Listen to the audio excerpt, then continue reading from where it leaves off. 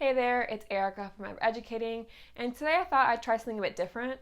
I want to talk about the ways I'm applying atomic habits into my life, not just as a person, but as a college instructor or a teacher, and as a grad student or as a regular undergrad student or even below that level. And so I thought I'd kind of go over the main takeaways I took away from this book, as well as how you can integrate it into your life in academia. All right, so let's get started. So to begin, there's basically two major aspects of this book that I want to go through before getting into my tips. And so the first one is the 3 layers of behavior change, and then also the 4 laws of behavior change. Okay? And so the first one, the 3 layers of behavior change, he's basically saying that there's 3 layers of creating change, like the reason behind it, right? And so you can have either the layer of the outcome. So in this case, you can change what you want your outcome to be, right? So for example, my outcome is that I want to publish or submit for publication 2 journal articles every year, or 4, or whatever the case may be. So that's the outcome that you want to create for yourself, right? But then there's also the process, right? So I want to change a process in my life. So rather than saying I want to submit 2 articles for publication, that's the thing that you want to do, you might have, okay, well, I want to write for 3 hours, 3 days a week. That process is what I want to focus on rather than the outcome. Because you think, okay, doing that process will get me to those 2 or 4 submissions every year. And the third one, which is the most important according to him, is identity. Okay, so in this case, the outcome is what you want to get. The process is what you want to do. The identity is what you believe. Okay, so and he says this is the most powerful one, and I can see that being the case, because in this case, you want to maybe make a statement of, I am someone who has a great, healthy writing routine, right? So that's the belief you want to have about yourself. And so at that point, what you need to do habit-wise to get to actually be that person who has a healthy, balanced writing life, right? So you're not thinking, I need to write 3 days a week. You're not saying, I need to publish or submit to publication 2 or 4 articles every year. You're saying, I want to be that person who can say truthfully that I have a balanced writing life. Right? And so if you use your identity to be the reason for habit change, it can be the most powerful, because your pride in your identity can cause you to do something because you actually want to be that thing, versus your shame or your guilt about the identity you might have currently can cause you to not do things that would be productive, right? And so if your identity is, I am a really engaged public speaker, right? That's what you believe about yourself, or you want to get to that place, then you'll change your habits or do certain habits that will help you achieve that identity. So the first thing I want you to consider, and maybe even comment below, is what identity do you want to have as either a teacher or as a student or just a person in general, right? What's the most important identity that you want to be able to say truthfully, I am this person, okay? Let me know below, right? Because we can always brainstorm habits that can help you achieve that identity. And then the 4 laws of behavior change are a bit different, right? So these are how you create behavior change in your life, right? And so obviously the answer to this is by having very small habits that you add into your life. And then he goes into, well, how do you make sure you do these habits, these good habits, right? And so you want to go into, it has to be obvious, okay? It has to be attractive. All right, it has to be simple. And then what's the 4th? Let me check here. Okay, and then it has to be satisfying.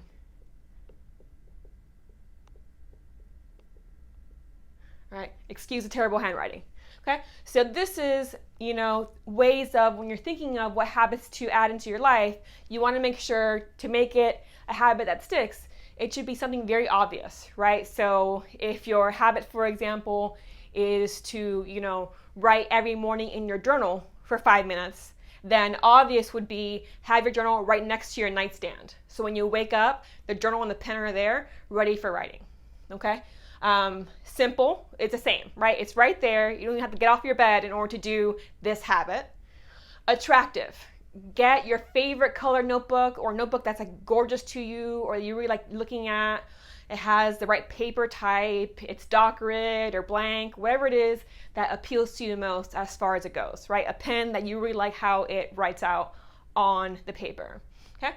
Or of course you can do this digitally if you want in a notebook, but let's just say keep it simple. So obvious, attractive, simple, and then satisfying, right? So what is it about journal writing that you found satisfying, right? Because you need to be able to actually say, yes, like I feel good after doing this, right? And so again, that might just be, I have the notebook and the pen and the comfortable bed, right? And I have all that going for me that makes a satisfying way to wake up in the morning and do this habit, right? And so these 4 things are definitely what you want to have in order to create good habits. And then the reverse is the case for bad ones, right? So let's say a bad habit that you want to stop doing is, for example, smoking, right? So make it not obvious, right? So hide your cigarettes, okay? Make it unattractive, which you would think that'd be unattractive already, but what ways can you make smoking to be unattractive, okay? Make it complicated. Don't have any in your house, so you have to go out and get some, right? And make it unsatisfying, right? So what is it about smoking that you can continue to tell yourself that kind of shows you, actually, this is not a good thing for me. I don't actually enjoy it, right? And so that's the opposite. In order to create bad habits, making them go away, is you want to do the opposite of these 4 things. So next is, let's consider what you want to do to create identities that will help you as a teacher or as a student. All right, so now we're looking at identities because, as I mentioned, these are the best ways of creating habit change in your life. And so thinking of what identity do you want to have, and then based off of that, creating habits that are, again, obvious, simple, attractive, and satisfying.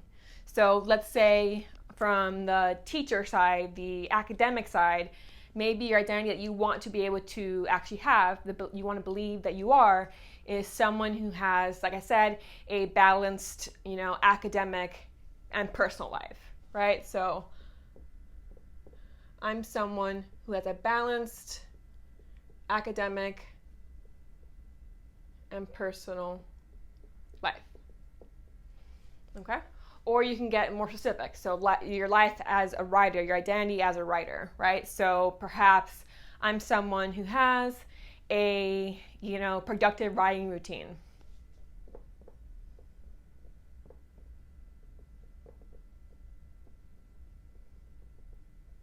Okay.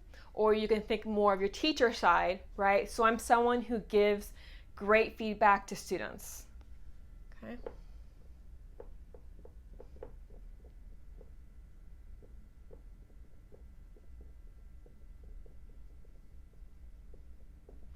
And a bit later, I'll talk to you about how you can help your students do something similar as far as finding out what identity they want to have in your classroom or in their life outside of it as well, okay? But for in this case, right, so you have 3 potential identities that you want to, say is true for you, right? So I'm someone with a balanced academic and personal life.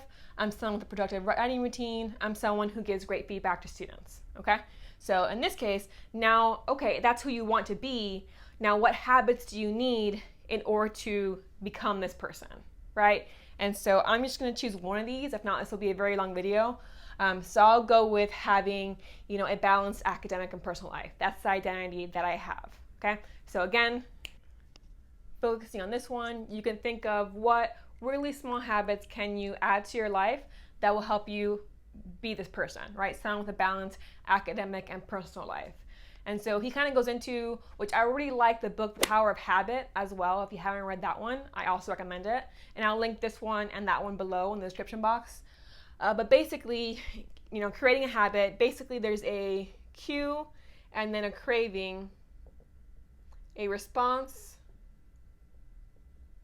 and then a reward, right? And so, for example, your cue might be waking up. Your craving is to know what's been going on in the world since you've been asleep. Your response is to check social media. and your reward is, you feel like satisfied because you now know what happened. You're up to date on all your friends on Instagram or Facebook, Twitter, whatever the case may be, right? So there's a cue, there's a reward, and then there's the craving and the response in between. And so the suggestion here is to see what cues are already in your life, right? And figuring out how to add a good habit onto this potentially bad or neutral habit is what I've been trying to do, right? So for example, I have the cue here, I wake up, right? And my craving is I want to see what happened, because I've been asleep, right? So I want to be in the know. My response is I always check my social media, my email, in the morning when I wake up. Like I'm still in bed, I grab my phone and I start checking these things, right? So social media and email. And my reward is I feel, again, satisfied, knowing what's up, right? I get fan fiction, email notifications, and all that jazz. So that's my morning, always, for the most part. Now, what I've done is, because I want to have a more balanced and personal life, I've been using my digital bullet journal more often in the morning.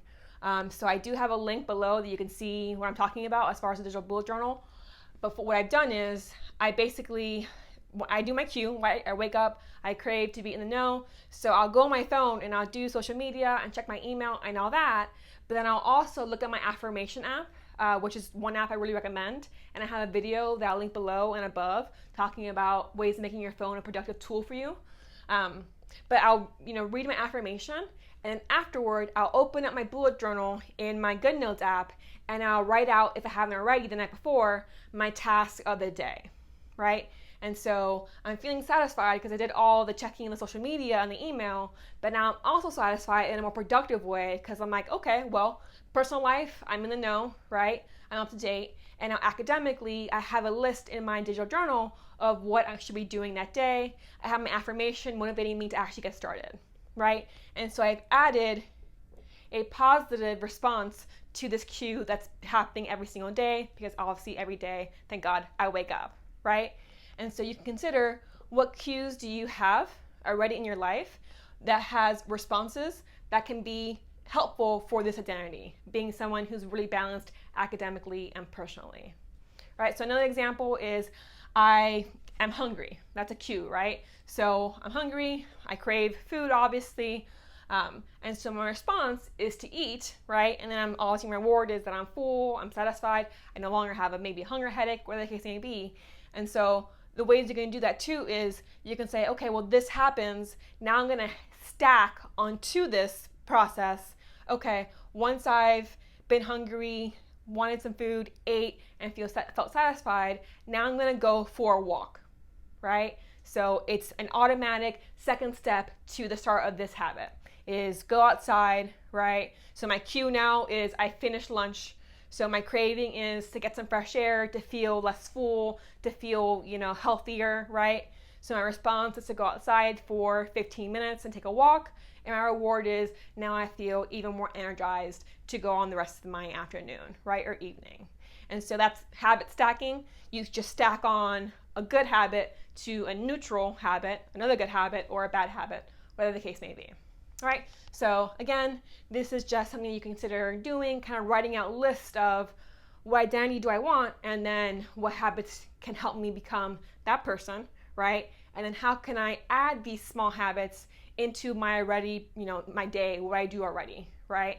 And so I find it satisfying knowing that, getting rid of this bad habit of checking my phone immediately, very hard for me to do.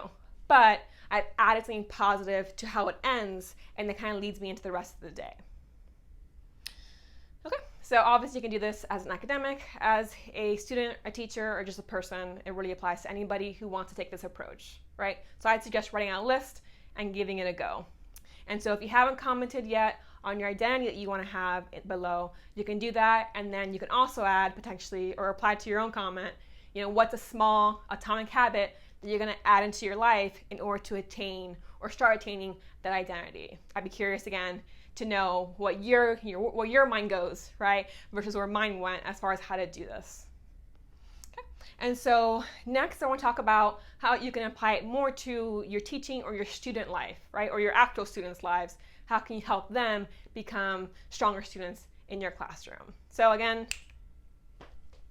now here's for students, right? So I listed out 3 questions that you could ask them, and basically an activity that you can do with them, right? And this can be in class or can be online as well. So I had basically, to start with, what is the ideal identity you want in connection to this class? So I do think going micro is a good idea, rather than like what ideal identity do you want in life or as a college student, because maybe you're teaching a gen ed course, so their ideal is very different in your course than in a course that's for their major, right? So maybe your course, unfortunately, is low on their list because they, work full time, they're raising 2 children, they're helping take care of their grandparent, whatever the case may be, and so school, they want to obviously pass your class, but not necessarily excel in it because they see other things as more important. So that's why I say, focus on, in your classroom, in this course, what ideal identity do you want to have, okay? And then once you know that, have them kind of brainstorm, what are some of your daily habits? What do you already do on a daily or even weekly, but I think daily is best, in your life? It can be a good habit, a bad habit, a neutral habit, just things you do all the time that are second nature to you at this point. And then once you know that, what habits can you add to your life in order to, go towards actually inhabiting this ideal identity? And so again, in this case, you can kind of show them what I showed you before, the cue, the craving, the response, and the reward. And you can kind of go through, similar to what I did, how can you habit stack onto neutral or good or bad habits in order to become this ideal identity. So you can give them examples of your own identity that you want to have or that you currently have, and how you have habits that support that identity in order to help them achieve this, right? And then again, you want to go over how can you make sure that these habits are obvious, simple, attractive, and satisfying. So in this case, you might have like, my ideal identity is somebody who turns in all projects in a timely manner. That's what the student's ideal is. So you can say, okay, well, let's brainstorm what kind of habits create that person. Someone who works a little bit every day, or someone who puts aside time, someone who plans out when they're gonna get work done, someone who leaves room for revision before an assignment is due. So even if they run out of time, since they've already had planned for the revision, they can just have that extra few days before the submission deadline, right? And so it's just a 3-question activity that you can kind of lead through with your students in order to, again, have them see, oh, like I can create some habits in my life in order to accomplish certain things that I want to be doing in this class and then, of course, outside of it as well. So I do think an activity like this, sure, it's not directly related to your class, but maybe doing it early in the semester, right? So when you start, on that first day or first week of class, thinking, all right, let's think of, what you're going to be doing in this course, and let's anticipate, how you want to be able to accomplish who you want to be in this class. That first, that requires you to know who you want to be. Okay? So this is kind of a way to apply it to your students as well, not just to yourself in your own life. Though, of course, if you don't want to get to this part, you can just do it to you and then go on from there, and maybe just recommend the book if you feel like doing that. So just a few ideas of how I can see this book influencing me.